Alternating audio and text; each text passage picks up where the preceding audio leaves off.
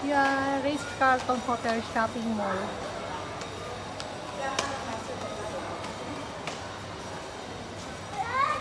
Boy, na siya.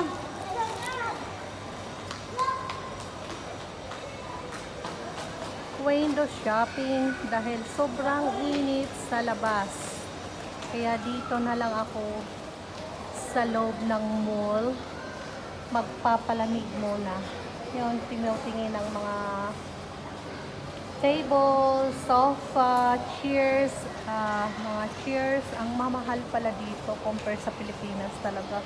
Pero sa totoo lang, alam mo ba, mahirap magdesisyon ng kung anong bilhin mo, katulad ng mga sofa, tables, family tables, yung chairs para sa kitchen, bed. Napakahirap pala kasi marami kang mapipilian.